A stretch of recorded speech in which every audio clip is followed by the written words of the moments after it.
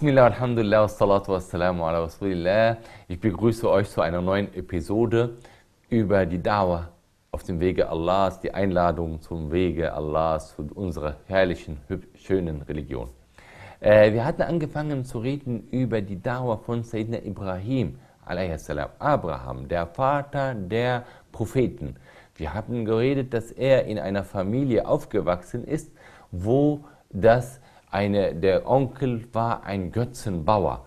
Hat einen besonderen Status natürlich gehabt und er hatte bei sich die Götzen da in einem Lager gehabt. Und nachdem Sayyidina Ibrahim, Abraham a.s. überzeugt war über diese Da3wa und Allah hat ihm seine Zeichen gezeigt, wir haben gesprochen, wie er Allah gebeten hat, dass er ihm zeigt, wie er die Toten wieder auferweckt, und Allah hat sich gewundert, wieso fragst du das, glaubst du nicht wirklich? Da hat er gesagt, nein, aber ich will es wirklich, dass mein Herz voll überzeugt ist, damit er die Da3wa mit Wissen und Gewissen weitergeben kann. Als er dann sein Volk aufgerufen hat, diese Götzendienerei aufzugeben, haben sie ihn nicht akzeptiert, haben ihn lächerlich gemacht. Und sein Onkel war böse mit ihm und hat ihm gesagt, ich will nichts mit dir mehr zu tun haben, und hat ihn, geh weg von uns, und solche Sachen haben sie mit ihm gemacht. Er hatte keine andere Wahl, sondern dass er sie richtig schockiert, so einen Schockeffekt macht, indem er die Götzen da alle kaputt gemacht hat. Er hat sie so zerschmettert und hat dann das Beil im Halse, an dem Halse von dem größten dieser Statuen, die sie angebetet hat, angebunden. Und als sie zurückkam, fragten sie, was ist los? Wer hat unsere Götzen hier kaputt gemacht? Er hat gesagt, fragt sie doch. Vielleicht sagen sie, was da passiert ist. Die haben gesagt, du weißt doch, dass sie nicht reden und nicht hören können. Hat er gesagt, dann wieso betet ihr sie an? Ihr betet Götzen, die nicht mal reden und hören können. Was nützt es euch? Die können euch nichts Gutes und nichts Schlechtes antun. Sie können sich selber nicht helfen, sie können sich selber nicht verteidigen. Und fragt doch den Großen von denen, der noch existiert. Vielleicht hat er das doch gemacht, vielleicht war er eifersüchtig, dass es andere Götzen gibt, die angebetet werden. Die waren dann böse mit ihm und die haben gesagt, ja, den werden wir jetzt verbrennen.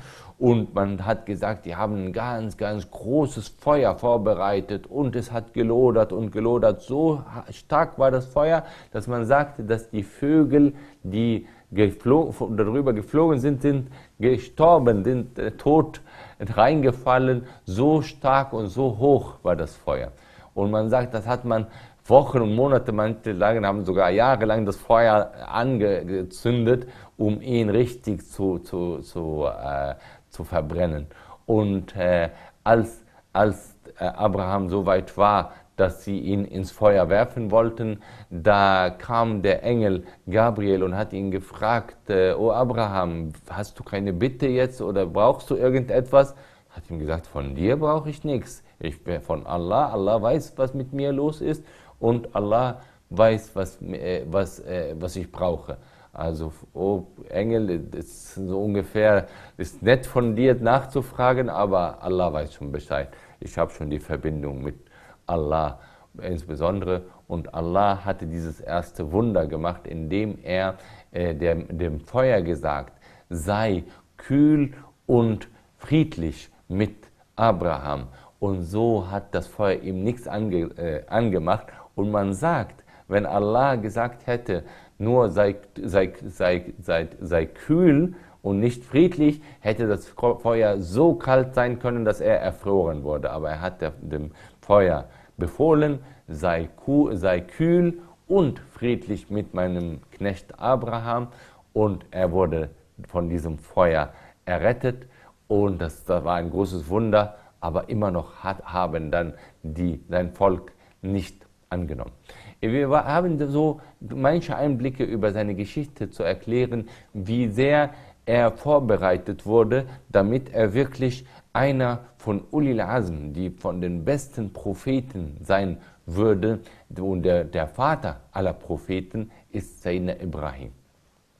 Wir haben danach er hat verschiedene Geschichten, zum Beispiel, dass er nach Ägypten gegangen ist mit seiner Frau Sarah und dort wurde er von dem König da befragt, wer bist du, was machst du? Und man wusste, dass dieser König sehr schlimm war und die Frauen von den Leuten entweder genommen hat und dann, wenn die verheiratet wären, würde er sie töten. Wir werden dann jetzt eine kleine Pause machen und danach machen wir weiter. Bis gleich. Assalamu alaikum.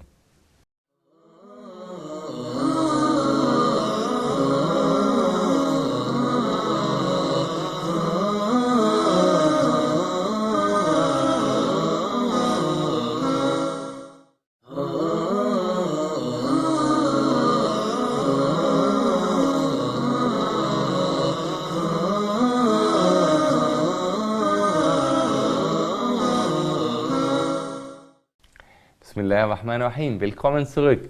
Wir hatten angefangen zu reden über Sayyidina Ibrahim, Abraham, Friede und Segen sei auf ihm und wie er deine Dauer angefangen hat. Als kleines Kind, als sehr jung hat er angefangen, seinen Onkel einzuladen, sein Volk einzuladen und als sie es nicht akzeptiert haben, ist er dann zu anderen Methoden übergegriffen, wo er die Götzen von ihnen kaputt gemacht hat, damit sie dann diesen Schockeffekt hatten, um zu sehen, dass diese Götzen sich selber nicht helfen können, sich selber nicht beschützen können. Und sie haben versucht, sie haben ihn ins Feuer geworfen. Allah hat ihn beschützt und Allah hat ihn gerettet und ihm ist nichts passiert. Wir wissen danach noch von seinen Geschichten, dass er mit seiner Frau Sarah damals in Ägypten war und dort wurde er von dem König von Ägypten, der König wollte seine Frau nehmen. Er hat ihm dann gesagt, es wäre seine Schwester gewesen, damit er ihn nicht töten würde. Und es ist ja auch seine Schwester im Allah, denn Allah hat uns im Koran gesagt, innamal mu'minuna ikhwa, wahrlich, die Gläubigen sind alle Geschwister. Das heißt, dass obwohl sie seine Frau ist, sie ist auch seine Schwester im Glauben, seine Schwester in der Menschheit. Und jedenfalls, als dieser Pharao, dieser König von Ägypten versucht hat, mit ihr etwas anzufangen, hat Allah auch sie beschützt und er hat da irgendwie ein Wunder gesehen, dass er da Angst bekommen hat und er konnte sie nicht antasten. Und er hat ihnen auch eine Magd, eine Dienerin geschickt, das war die Sayyida Hajar a.s. Das ist die Mutter von Ismail, das war ein Geschenk von diesem König von Ägypten, es war eine Ägypterin, das war dann seine zweite Frau. Und wir werden darauf eingehen mit seinen Kindern und die Geschichte von Ismail, aber vorher wollen wir die schöne Geschichte, wie er mit dem König Namrud gesprochen hat. Ich weiß nicht genau, ob der Namrud derselbe König von Ägypten ist oder nicht. Jedenfalls, es wurde im Koran erwähnt. Er hatte dann eine Diskussion mit dem Namrud gehabt. Er hat dann angefangen zu ihm erklären. Der Namrud fragte, wer ist denn dein Gott, zu dem du einladen möchtest? Da hat er gesagt, das ist Gott der Erhabene, das ist Gott, der uns versorgt und so weiter. Da fing an, der Namrud mit Übermut zu sagen, ja, ich versorge dich, die Leute. Ich kann den Leuten entweder viel Geld, viel Essen geben oder ihnen nichts nehmen oder sogar von ihnen wegnehmen, ihr Essen und ihr Geld.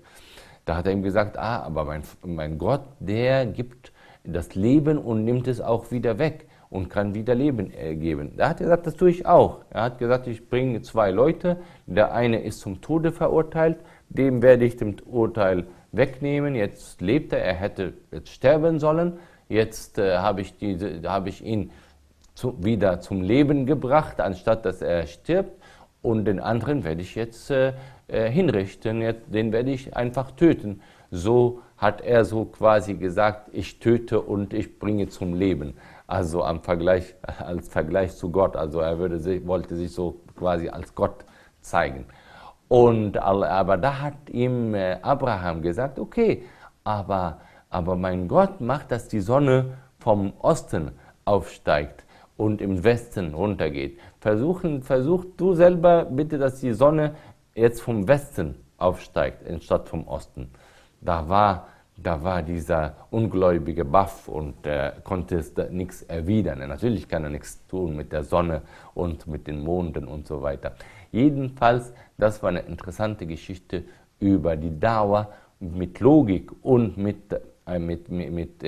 damit, je nachdem, mit wem man das zu tun hat, er hat dann mit diesem König so argumentiert und ihm gezeigt, wie schwach er ist mit dem Universum. Er kann nicht das Universum kontrollieren oder so.